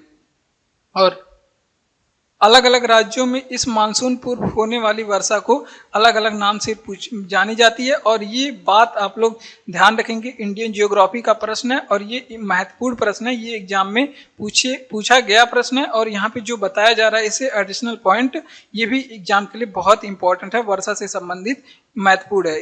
इसे असम में चाय वर्षा कहते हैं। और केरल में इसे क्या बोलते हैं? केरल में मौसम से पूर्व होने वाली वर्षा को क्या बोलते हैं? आम्र वर्षा कहते हैं। क्या कहते हैं? आम्र वर्षा कहते हैं। और बहुत ज़्यादा इम्पोर्टेंट है अगला बहुत ज़्यादा इम्पोर्टेंट है। इसे जो है मौसम से पूर्व होने वाली वर्षा को कर्नाटक में अगर आपसे पूछे किस नाम से जानते हैं, तो इसे बोलते हैं चेरी ब्लास्ट। क्या बोलते हैं? चेरी ब्लाज्म वर्षा बोलते हैं। तो ये बहुत ज़्यादा इंपॉर्टेंट है। बच्चे चेरी ब्लाज्म का नाम सुन करके मेघालय लगा देते हैं, जो कि गलत हो जाता है। ठीक, तो इसी वजह से ये प्रश्न एग्जाम में पूछा भी जाता है। ठीक, अगर आपसे पूछे कि वर्षा के प्रकार कहाँ पे लिखें, तो यहाँ पे देखिए, अगर आपसे पूछे कि वर्षा के प्रकार कितने होते हैं, यहाँ पे लिख लेते हैं वर्षा कितने प्रकार के होते हैं। वर्षा के प्रकार, तो देखिए वर्षा मुख्य रूप से यहाँ पे आप लोग ध्यान रखेंगे 3 प्रकार से होती हैं। कैसी? एक तो होगी आपकी संवहनी वर्षा। कैसी वर्षा होती है? संवहनी वर्षा होती है। संवहनी वर्षा कैसे होगी? वाष्प होगा, समुद्र से उड़ करके जाएगा, ऊपर बादल बनाएगा, मतलब इकट्ठा होके सभी वाष्प इकट्ठे होके बूंद के रूप में इकट्ठा होंगे, उसके बाद बरसने लगेंगे, तो उसे बोला जाता है संवहनी वर्षा। और पर्वतीय वर्षा भी होता है। पर्वतीय वर्षा। पर्वतीय वर्षा ये देखते हैं कैसे होगा। तो देखिए यहाँ पे पर्वत के ढलान होते हैं, यहाँ से हवाएं जो है नमी युक्त हवाएं होती हैं वो पर्वत के ढाल के सहारे ऊपर उड़ती हैं, फिर संवहन होता है, फिर तत्पश्चात वर्षा होने लगती है। एक होता है आपका चक्रवाती वर्षा। कैसा वर्षा होता है? चक्रवाती वर्षा। ये वर्षा कैसे होता है? समुद्र में क्या होता है, चक्रवात उत्पन्न होते हैं, यहाँ से नमी सोख करके ला करके मैदानी भागों में जो वर्षा हो जाती है उसे बोलते हैं चक्रवाती वर्षा। ठीक, तो ये कुछ वर्षा के प्रकार हैं, साथ में आप लोग इसे भी याद रखेंगे। आइए चलिए इसका रिवीजन करते हैं कि पश्चिम बंगाल में होने वाले मौसम पूर्व की वर्षा को क्या कहते हैं। तो इसे कहते हैं काल बैसाखी। पश्चिम बंगाल में इसे काल बैसाखी के नाम से जानते हैं, इसे नार्वेस्टर भी बोलते हैं। ये दोनों बातें आप लोग ध्यान रखेंगे, महत्वपूर्ण है। असम में इसे कहते हैं चाय वर्षा, केरल में इसे आम्र वर्षा कहते हैं, कर्नाटक में इसे चेरी ब्लाज्म कहते हैं। वर्षा के प्रकार 3 प्रकार के होते हैं। एक तो मतलब मुख्य रूप से समयनी वर्षा, पर्वतीय वर्षा, ठीक, और चक्रवाती वर्षा। जियोग्राफी के अलग अलग राइटर के जब आप बुक पढ़ेंगे तो उसमें वर्षा के 1-2 प्रकार आपको और मिलेंगे, तो मुख्य रूप से आप लोग इसे याद रखेंगे। अगला प्रश्न है कि गोल्डन त्रिकोण में सम्मिलित देश। देखिए ये गोल्डन त्रिकोण हो गया, या फिर पूछा जाता है गोल्डन क्रिसेट, गोल्डन त्रिकोण या फिर गोल्डन क्रिसेट, ये 2 प्रकार के प्रश्न पूछे जाते हैं। इसमें पूछा जाता है कौन कौन से देश। अगर गोल्डन त्रिकोण में पूछे कौन कौन से देश शामिल हैं तो यहाँ पे देखिए 3 देश। एक तो आपका हो गया म्यांमार, पूर्व के जो कंट्री है, म्यांमार हो गया,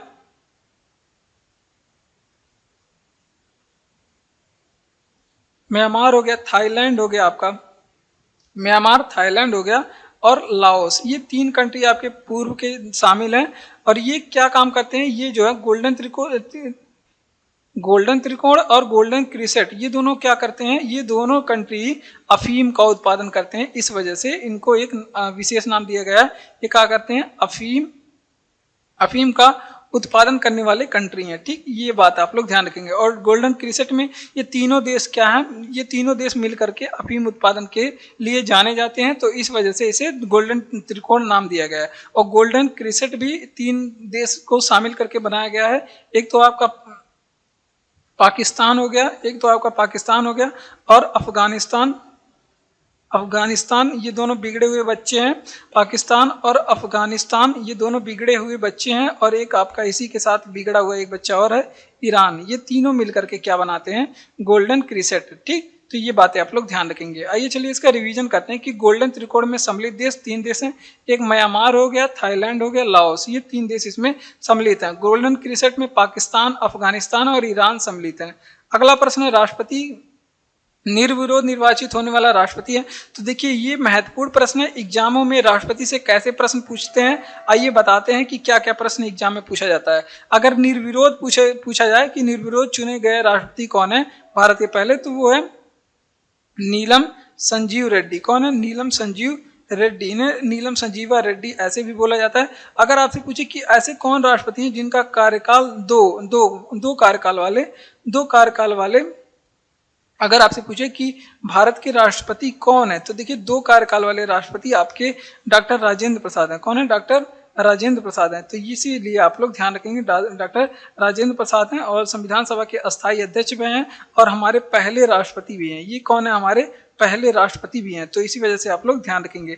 अगला प्रश्न है, अगर आपसे पूछ ले कि भारत की पहली महिला राष्ट्रपति कौन है, पहली महिला राष्ट्रपति अगर आपसे पूछे तो वो कौन है, प्रतिभा पाटिल। कौन है, प्रतिभा देवी पाटिल भी बोला जाता है, या फिर प्रतिभा पाटिल। आप लोग ध्यान रखेंगे, ये हैं। ठीक, अगर आपसे पूछे कि यहाँ पे नोट करेंगे, अगर आपसे पूछे कि भारत के जो पहले मुस्लिम राष्ट्रपति कौन थे, तो ये भी एग्जाम में पूछा गया है। तो वो है आपके जाकिर हुसैन। पहले मुस्लिम राष्ट्रपति आप लोग ध्यान रखेंगे, जाकिर हुसैन, ये भारत के पहले मुस्लिम राष्ट्रपति बनने वाले हैं। अगर आपसे पूछे कि यहाँ पे अगर आपसे पूछे कि भारत में प्रथम कार्यवाहक राष्ट्रपति कौन है, प्रथम कार्यवाहक राष्ट्रपति कौन है, तो इस तरह से राष्ट्रपति के पद से संबंधित प्रश्न पूछे जाते हैं। तो आप लोग डेली याद रखेंगे, तो ये चीजें याद रखेंगे, तो ये आप लोग याद रख पाएंगे, वीवी गिरी है। ठीक, तो ये बातें आप लोग ध्यान रखेंगे। आइए चलिए इसका रिवीजन करते हैं कि निर्विरोध निर्वाचित राष्ट्रपति कौन है, तो नीलम संजीव रेड्डी, ये भारत के निर्विरोध निर्वाचित राष्ट्रपति हैं। अगर 2 कार्यकाल वाले राष्ट्रपति पूछे तो वो हैं आपके डॉक्टर राजेंद्र प्रसाद हैं और पहले राष्ट्रपति भी होते हैं और ये पहले लोकसभा के संविधान सभा के अस्थायी अध्यक्ष भी होते हैं और पहली महिला राष्ट्रपति प्रतिभा देवी पाटिल हैं और पहले मुस्लिम राष्ट्रपति जाकिर हुसैन हैं और प्रथम कार्यवाहक राष्ट्रपति वीवी गिरि जी हैं। ठीक, आगे बढ़ते हैं। अगला प्रश्न है कि भारत के राष्ट्रपति के चुनाव में हुए विवादों का निर्णय कौन लेता है? जो राष्ट्रपति या फिर उपराष्ट्रपति, दोनों आप लोग लिख लेंगे, राष्ट्रपति या फिर उपराष्ट्रपति, इन दोनों के निर्वाचन में अगर कोई विवाद होता है तो उसका जो निपटारा होता है वो कौन करता है? सर्वोच्च न्यायालय करता है। कौन करता है? सर्वोच्च न्यायालय की जिम्मेदारी है इसका जो है निपटारा करने का। ठीक, तो ये बातें आप लोग ध्यान रखेंगे। और ये दोनों बातें किस अनुच्छेद में कही गई है कि जो राष्ट्रपति और उपराष्ट्रपति के होने वाले विवादों का जो निपटारा होगा वो अनुच्छेद 71 के द्वारा किया जाता है। किस अनुच्छेद के तहत? अनुच्छेद 71 के द्वारा। सर्वोच्च न्यायालय आया है तो यहाँ पे इससे संबंधित प्रश्न पूछ लेते हैं। अगर आपसे पूछे कि सर्वोच्च न्यायालय का स्थापना कब हुआ था, स्थापना, तो ये बताएंगे आप लोग 1773 का रेगुलेटिंग एक्ट आया था। कौन सा एक्ट आया था? 1773 का रेगुलेटिंग एक्ट। इसके द्वारा जो है भारत में स्थापना किया गया सर्वोच्च न्यायालय का। और कहाँ पे हुआ था? इसके तहत जो स्थापना हुआ था वो कोलकाता में हुआ था। कहाँ पे? कोलकाता। अगर आपसे पूछे कि जो सर्वोच्च न्यायालय का गठन कब हुआ था, तो गठन की बात पूछे तो इसका गठन हुआ था 26 जनवरी 1950 को। कब हुआ था? 26 जनवरी 1950 को। और गठन कहाँ पे हुआ था इसका? दिल्ली में। स्थापना सबसे पहले कोलकाता में हुआ था। गठन इसका पूछे 26 जनवरी 1905 को दिल्ली में हुआ था।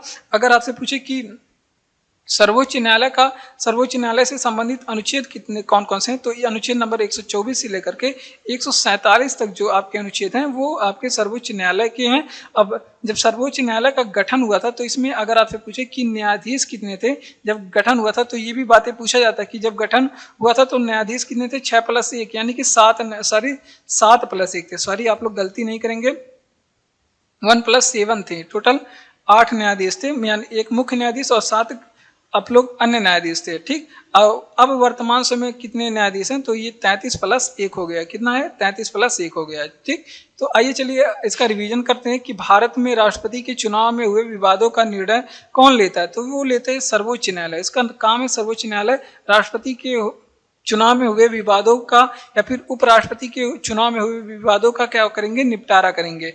स्थापना कब हुआ था? 1773 के रेगुलेटिंग एक्ट के द्वारा कोलकाता में इसका स्थापना हुआ था। और गठन पूछ ले सर्वोच्च न्यायालय का तो कोलकाता से 26 जनवरी 1950 को दिल्ली में ले जाया गया। और अनुच्छेद 124 और 124 से लेकर के 147 जो है सर्वोच्च न्यायालय के बारे में बताते हैं। जब इसकी स्थापना हुई थी तब न्यायाधीश 7+1 थे, अब वर्तमान समय 33+1 न्यायाधीश हैं। ठीक, अगला प्रश्न है कि कौन हाइड्रोजन के समस्थानिक हैं? तो ये देखिए पूछा जाता है हाइड्रोजन के बारे में क्योंकि इसके समस्थानिक 3 होते हैं। कौन कौन से समस्थानिक होते हैं इसके? तो ये देखिए, सबसे पहले प्रोटियम होता है इसका समस्थानिक। कौन होता है? प्रोटियम, जिसको क्या बोला जाता है? 1H1 बोला जाता है। क्या? 1H1। और इसे ही क्या कहा जाता है? इसे ही हाइड्रोजन कहा जाता है। क्या है? यही रियल वाला हाइड्रोजन है। और दूसरा होता है ड्यूटेरियम, इसे क्या बोला जाता है? 1H2 बोला जाता है। और ये क्या होता है? ये भारी हाइड्रोजन, इसे क्या बोला जाता है? इसे भारी हाइड्रोजन बोला जाता है। ये थोड़ा सा भारी होता है इसलिए इसे भारी हाइड्रोजन कहा जाता है। ये भी बात एग्जाम के लिए इंपॉर्टेंट है। और तीसरा होता है आपका ट्राइटियम, तीसरा होता है आपका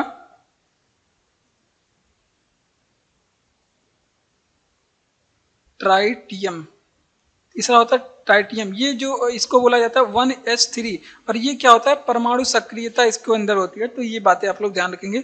इसके अंदर रेडियो सक्रियता होती है। क्या होती है? इसके अंदर रेडियो सक्रियता होती है। ठीक, तो ये पूरी बातें आप लोग ध्यान रखेंगे। हाइड्रोजन के बारे में कुछ और बातें अगर आपसे पूछे कि हाइड्रोजन की खोज किसने की थी, तो हेनरी कैवेंडिश ने की थी। किसने किया था? हेनरी कैवेंडिश ने हाइड्रोजन की खोज की थी। अगर आपसे पूछे कि हाइड्रोजन जो है सबसे हल्की तत्व और धातु पूछे, सबसे हल्की तत्व पूछ ले या फिर सबसे हल्की तत्व या फिर गैस पूछ ले कौन सी है, तो वो हाइड्रोजन है। ठीक, तो ये दोनों बातें आप लोग यहाँ पे ध्यान रखेंगे। आइए चलिए रिवीजन करते हैं कि कौन हाइड्रोजन के समस्थानिक है। तो इसके समस्थानिक 3 होते हैं, यहाँ पे बताया गया। पहला प्रोटियम हो गया जिसे हाइड्रोजन बोला जाता है 1H1 को, और दूसरा हो गया ड्यूटेरियम जो 1H2 इसका होता है और ये इसे भारी हाइड्रोजन बोला जाता है। तीसरा होता है ट्राइटियम जो जिसे NS1H3 बोला जाता है। और जिसका सूत्र है 1s3 और ये रेडियो सक्रियता का गुण इसमें पाया जाता है। ठीक, तो ये पूरी बातें यहाँ पे आप लोग ध्यान रखेंगे। हेनरी कैवेंडिश इसकी खोज करता है और सबसे हल्की गैस या तत्व है। ठीक, अगला प्रश्न कि पटाखों जलाने से, यहाँ पे थोड़ा सा गलती हो गया, पटाखे जलाने से हरी ज्वाला उत्पन्न होती है। तो हरी ज्वाला देखिए, पटाखों में जो है जब पटाखा बनता है तो उसमें बेरियम पाया जाता है। क्या पाया जाता है? बेरियम। और इसके वजह से क्या होता है, दिवाली आना है, दीपावली आने वाला है, आप सभी को हैप्पी दिवाली इन एडवांस। और देखिए, जब पटाखे आप जलाएंगे तो आराम से जलाएंगे, आप लोग बहुत सावधानी पूर्वक, या फिर जितनी ज़्यादा कम हो सके उतनी ज़्यादा पटाखे जलाएं, पॉल्यूशन को ध्यान में रखते हुए। और पटाखे जलाने से बेरियम जो है, ये बेरियम हरी ज्वाला निकालता है। ये बातें एग्जाम में पूछा जाता है कि पटाखे जलाने से नीली लौ किसके कारण होता है? नीली लौ, यहाँ पे कुछ रसायन इसमें प्रयोग किए जाते हैं पटाखों में, तो इस वजह से ये पूछा जाता है। और पटाखे जलाने से नारंगी रंग किस रसायन की वजह से होते हैं? तो ये इस तरह के प्रश्न पूछे जाते हैं, नारंगी लौ किस रसायन की वजह से होते हैं। और पटाखे जलाने से पीले रंग की लौ किस तरह के रसायन की वजह से होते हैं? तो ये बातें एग्जाम में पूछी गई है। तो पीले रंग तो सोडियम क्लोराइड की वजह से होता है, सोडियम क्लोराइड की वजह से होता है, इसमें प्रयोग किया जाता है। और नीली लौ जो होता है वो होता है आपके, जो नारंगी लौ होता है वो कैल्शियम क्लोराइड की वजह से पटाखों में प्रयोग होता है, कैल्शियम क्लोराइड की वजह से होता है। अगर नीली लौ पूछे तो ये होता है कॉपर क्लोराइड के जलने से, कॉपर क्लोराइड के जलने से। तो ये सभी बातें आप लोग ध्यान रखेंगे। आइए चलिए रिवीजन करते हैं कि पटाखे जलाने से हरी ज्वाला उत्पन्न होती है बेरियम के कारण, और नीली ज्वाला किसकी वजह से उत्पन्न होती है? ये कॉपर क्लोराइड की वजह से। नारंगी ज्वाला जो है कैल्शियम क्लोराइड की वजह से। और पीली ज्वाला, पीले रंग की जो ज्वाला होती है वो सोडियम क्लोराइड के जलने से होता है। तो ये सारी बातें आप लोग ध्यान रखेंगे। अगला प्रश्न है कि भारत में बाजार नियंत्रण प्रणाली किस सुल्तान के द्वारा? तो देखिए, बाजार नियंत्रण की जो प्रणाली है ना, या फिर ये पूछ ले बाजार नियंत्रण की प्रणाली, या फिर अगर आपसे पूछे कि भारत में घोड़ा दागने का प्रथा किसने शुरू किया था? घोड़ा दागने का प्रथा किसने शुरू किया था? या फिर अगर आपसे पूछे कि गुप्तचर विभाग की स्थापना किसने किया था? गुप्तचर विभाग की स्थापना किस दिल्ली सल्तनत के शासक ने की थी? या फिर अगर आपसे पूछे कि अलाई दरवाजा किसने बनाया था? अलाई दरवाजा किसने बनवाया था? या फिर आपसे पूछ ले कि हौज खास का निर्माण किसने करवाया था? हौज खास का निर्माण किसने करवाया था? तो ये सभी का जो जवाब हो जाएगा ना, ये सभी का जवाब हो जाएगा अलाउद्दीन खिलजी। क्या हो जाएगा? अलाउद्दीन खिलजी। ठीक, ये बातें आप लोग ध्यान रखें। खिलजी वंश का बहुत खतरनाक शासक होता है। ठीक, और जिसका अगर आपसे पूछे कि अलाउद्दीन खिलजी के बारे में, यहाँ पे दो बातें अगर आपसे पूछ ले, या अगर आपसे पूछे कि अलाउद्दीन खिलजी का मूल नाम क्या है, तो इसे अली गुरसब्स कहा जाता है। क्या कहा जाता है? अली गुरसब्स बोला जाता है इसको, और मूल नाम इसका अली गुरसब्स है। और अलाउद्दीन खिलजी के बारे में उपाधि इसकी एक थी, इसकी उपाधि क्या थी? सिकंदर ए सानी की। क्या थी? सिकंदर ए सानी की उपाधि ये धारण किया था। ठीक, तो ये बातें आप लोग ध्यान रखेंगे। आइए चलिए इसका रिवीजन करते हैं कि भारत में बाजार नियंत्रण प्रणाली किस सुल्तान के द्वारा लागू की थी? या फिर अगर आपसे पूछे घोड़ा दागने की प्रथा, या फिर गुप्तचर विभाग की स्थापना किसने की थी सबसे पहले, और उसके बाद अलाई दरवाजा की बात करें, या फिर हौज खास का निर्माण किसने करवाया था? तो ये सभी का जवाब आपका आता है अलाउद्दीन खिलजी से। किसका? अलाउद्दीन खिलजी जवाब हो जाएंगे। ठीक, इनका मूल नाम क्या था? अली गुरसब्स। ये भी बातें इंपॉर्टेंट है, पूछी जाती है, मेडुअल हिस्ट्री से प्रश्न है। और इनकी उपाधि क्या थी? सिकंदर ए सानी। ये भी बातें इंपॉर्टेंट है, ये भी एग्जाम में पूछा गया है। अगला प्रश्न है कि लोकसभा के प्रथम विपक्ष के नेता कौन है? तो ये आप लोग ध्यान रखेंगे, राम सुभग। तो लोकसभा से प्रथम, अगर आपसे पूछे प्रथम विपक्ष के नेता कौन थे, प्रथम अध्यक्ष कौन थे, पहले उपाध्यक्ष कौन थे, या फिर पहली महिला अध्यक्ष कौन थी, तो इसका सभी का प्रश्न, यहाँ पे सभी का जवाब हम लोग पढ़ने वाले हैं। तो राम सुभग सिंह थे।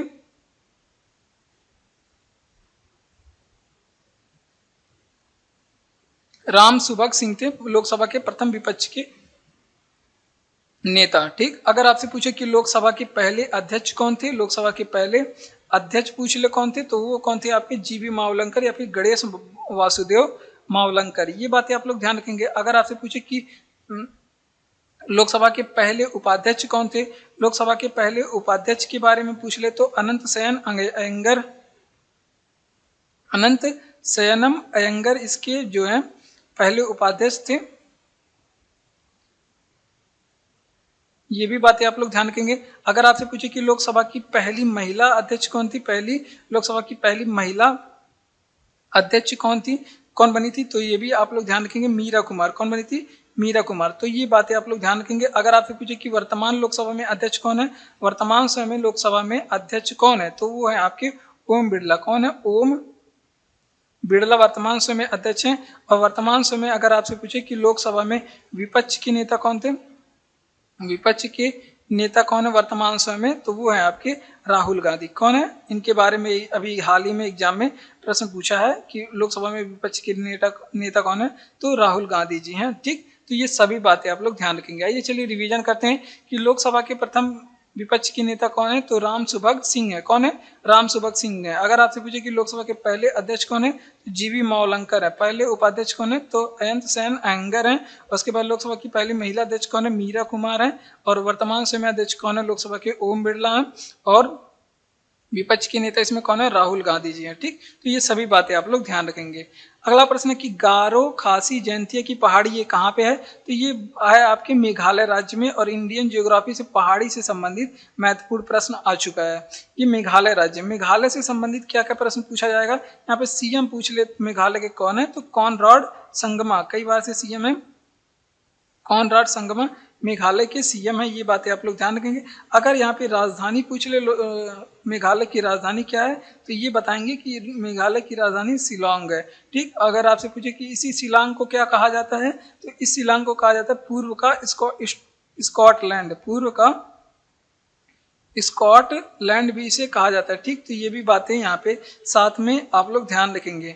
और एक बहुत महत्वपूर्ण आप लोग ध्यान रखेंगे, अगर आपसे पूछे कि भारत में सर्वाधिक वर्षा कहाँ पे होती है, सर्वाधिक वर्षा, तो वो मासीन राम में होती है। कहाँ पे, मासीन राम। क्यों मासीन राम बताया जा रहा है यार, तो वो मेघालय में है, तो इस वजह से ये बताया जा रहा है मासीन राम मेघालय में विश्व में सर्वाधिक वर्षा होती है। अगर आपसे पूछे कि एलिफेंटा जलप्रपात कहाँ पे है, एलिफेंटा जलप्रपात कहाँ पे है, तो वो भी आप लोग बताएंगे कि एलिफेंटा जलप्रपात जो है ये मेघालय राज्य में। तो ये सभी बातें मेघालय से बहुत ज़्यादा इंपॉर्टेंट है, सभी बातें आप लोग ध्यान रखेंगे। आइए चलिए इसका रिवीजन करते हैं कि गारो खासी और जयंतिया की पहाड़ी किस राज्य में है, तो वो मेघालय में है। यहाँ के मुख्यमंत्री कॉनराड संगमा है, राजधानी यहाँ की शिलांग है। ठीक, ये शिलांग को कहा जाता है पूर्व का स्कॉटलैंड। क्या कहा जाता है इसे, पूर्व का स्कॉटलैंड शिलांग को कहा जाता है। मासीन राम में विश्व में सर्वाधिक वर्षा होती है, जो कि मेघालय में। एलिफेंटा जलप्रपात मेघालय में स्थित है। बढ़ते हैं अपने अगले प्रश्न की ओर। अगला प्रश्न है कि राज्यसभा में साधारण विधेयक को राज्यसभा साधारण विधेयक को अधिकतम निलंबित कर सकती है, तो वो जो राज्यसभा साधारण विधेयक को अधिकतम 6 माह के लिए निलंबित कर सकती है। कितने माह के लिए, अधिकतम 6 माह के लिए निलंबित कर सकती है। जो साधारण विधेयक होते हैं ना, वो पेश, अगर पूछे साधारण विधेयक को पेश कहाँ पे किया जाता है, तो या तो लोकसभा में पेश कर लो भाई, लोकसभा आपकी मर्जी, लोकसभा में पेश करो, या फिर राज्यसभा में पेश करो। कहाँ पे, राज्यसभा लोकसभा में कहीं भी पेश कर सकते हैं। ठीक, अगर आपसे पूछे कि धन विधेयक किस अनुच्छेद में है, धन विधेयक ये किस अनुच्छेद में है, तो धन विधेयक के बारे में आप लोग ध्यान रखेंगे, ये अनुच्छेद नंबर 110 में है। कितने में है, 110 में है। और धन विधेयक को पूछिए अगर राज्यसभा रोक कितने दिन सकता है, राज्यसभा यहाँ पे देखिए साधारण विधेयक के बारे में पूछा ना, तो 6 माह तक अधिकतम रोक सकता है। और धन विधेयक को राज्यसभा कितने दिन तक रोक सकता है, केवल 14 दिन तक रोक सकता है। कितने दिन तक, 14 दिन रोक सकता है। और धन विधेयक जो होता है, अगर आपसे पूछे पेश कहाँ पे किया जाता है, तो ये आप लोग ध्यान रखेंगे केवल लोकसभा में पेश किया जाता है। किसमें, केवल लोकसभा में इसको पेश किया जाता है। तो ये भी बातें साथ में ही आप लोग ध्यान रखेंगे। और संयुक्त अधिवेशन आप लोग जानते ही होंगे, संयुक्त अधिवेशन ये किस किस विधेयक पे आता है, तो संयुक्त अधिवेशन केवल 2 विधेयक पे, तो आपको साधारण विधेयक पे आता है, साधारण विधेयक पे आता है, ये एक आपका वित्त विधेयक पे आता है। तो ये दोनों बातें आप लोग ध्यान रखेंगे। आइए इसका रिवीजन करते हैं। देखिए क्या कह रहा है कि राज्यसभा में साधारण विधेयक को अधिकतम निलंबित कर सकता है, तो अधिकतम 6 माह के लिए राज्यसभा साधारण विधेयक को अधिकतम निलंबित कर सकता है। पेश कहाँ पे किया जाता है साधारण विधेयक, तो या तो लोकसभा में पेश हो या फिर राज्यसभा में कहीं भी पेश कर सकते हैं। धन विधेयक किस अनुच्छेद में, अनुच्छेद नंबर 110 में धन विधेयक ये पेश कहाँ पे किया जाता है, केवल लोकसभा में, केवल धन विधेयक को लोकसभा में पेश करते हैं और राज्यसभा इसे मात्र 14 दिन तक रोक सकता है, इसके बाद इसको आगे बढ़ाना ही होगा। ठीक, अगला प्रश्न है कि डेविस कप का संबंध किस खेल से है, तो यहाँ पे देखिए कुछ कप और उनसे संबंधित खेलों के बारे में भी पूछा जाता है कि ये कप किस खेल से संबंधित है। डेविस कप के पूछे तो वो टेनिस से संबंधित है। आइए चलिए यहाँ पे हम लोग इसे कुछ फेमस कपों के बारे में पूछते हैं जो एग्जाम में पूछा जाता है। डूरंड कप के बारे में ये पूछे किस खेल से संबंधित है, तो बच्चों को पता है ये फुटबॉल से संबंधित कप है। किससे संबंधित कप है, फुटबॉल से। एजरा कप पूछ ले तो उन प्रश्नों को पढ़ेंगे जो आप लोग थोड़ा सा कम सुने होंगे। राधा मोहन कप ये किससे संबंधित है, तो ये दोनों जो कप है ये पोलो से संबंधित है, पोलो से संबंधित है। ठीक, अगर आपसे पूछे कि राइडर कप किससे संबंधित है, राइडर कप किससे संबंधित है, या फिर अगर आपसे पूछे कि वाकर कप किससे संबंधित है, वाकर कप और राइडर कप दोनों गोल्फ से संबंधित है। किससे संबंधित है, गोल्फ से संबंधित है। रंगस्वामी कप जो है कई बार एग्जाम में ये भी पूछा गया है, रंगास्वामी नामक कप ये किससे संबंधित है, ये हॉकी से संबंधित है। हॉकी चाइना कप आप लोग यहाँ पे बताइए, यहाँ पे आप लोग बताएंगे, यहाँ पे चाइना कप का संबंध किस खेल से है, तो ये आप लोग यहाँ पे कमेंट बॉक्स में कमेंट करके बताएंगे। आप लोग के लिए HW है, क्या है, होमवर्क है। ठीक, आप लोग बताएंगे। तो चलिए इसका रिवीजन करेंगे। डेविस कप का संबंध टेनिस से है, डूरंड कप फुटबॉल में दिया जाता है, एजरा कप और राधा मोहन दोनों पोलो में दिया जाता है। और पोलो खेलते समय ऐसा कौन सा शतक था जिसके पोलो खेलते समय गिर करके घोड़े पर से मृत्यु हुई थी, ये आप लोग बताएंगे। गोल्फ जो है ये राइडर कप और वाकर कप ये गोल्फ में दिया जाता है, और रंगास्वामी कप ये हॉकी में दिया जाता है। हॉकी के जादूगर किसे कहा जाता है ये आप लोग बताएंगे। अगला प्रश्न है कि युग्म को सही सुमेलित कीजिए, तो यहाँ पे देखिए कुछ मझगांव डाक लिमिटेड, शिपयार्ड लिमिटेड, और इसको मिलान करना है। देखिए इस तरह के भी प्रश्न एग्जाम में मिलान करने के लिए आते हैं, इंपॉर्टेंट है, कहीं से भी पूछ सकता है, ज्यादातर जियोग्राफी से पूछता है। यहाँ पे आप लोग को मिलान करना होगा। देखिए मझगांव जो डाक लिमिटेड है ना ये मुंबई में है, तो यहाँ पे सीधे मिला देंगे। गार्डन गोवा शिपयार्ड लिमिटेड तो ये गोवा में है, हिंदुस्तान शिपयार्ड लिमिटेड ये विशाखापत्तनम में है, और गार्डन शिपयार्ड लिमिटेड ये कोलकाता में है। तो ये बातें आप लोग ध्यान रखेंगे। ये यहाँ पे क्या बनाई जाती है, शिप बनाई जाती है। क्या बनाई जाती है, शिप। ये बातें आप लोग ध्यान रखेंगे। आइए चलिए बढ़ते हैं अपने अगले प्रश्न पे। अगला प्रश्न है कि राष्ट्रपति द्वारा कुछ समय के लिए दंड को निलंबित करना कहलाता है। क्या बात है, क्या बात है, इंपॉर्टेंट प्रश्न है। राष्ट्रपति के द्वारा कुछ समय के लिए दंड को निलंबित करना कहलाता है, इसको कहते हैं संविधानिक भाषा में प्रविलंबन। क्या कहलाते हैं, इसको कहते हैं प्रविलंबन। क्या कहते हैं, प्रविलंबन। कुछ समय के लिए निलंबित कर देना क्या कहलाता है, प्रविलंबन। और राष्ट्रपति का अगर आपसे पूछे क्षमादान किस अनुच्छेद में है, तो आप लोग क्या बताएंगे, राष्ट्रपति का क्षमादान। पहली बात तो राष्ट्रपति ना सही लिखाया ना दान सही लिखाया। देखिए राष्ट्रपति जो महोदय हैं इनका जो क्षमादान की शक्ति है ये पूछा जाता है किस अनुच्छेद में है, तो ये बातें एग्जाम में बहुत बार पूछी गई हैं, तो ये आप लोग को जरूर याद होना चाहिए। तो अनुच्छेद नंबर ये 72 के तहत राष्ट्रपति क्षमादान की शक्ति देते हैं, राष्ट्रपति के पास क्षमादान की शक्ति है। अगर आपसे पूछे कि क्षमा किसे कहते हैं, जब राष्ट्रपति जो है दंड से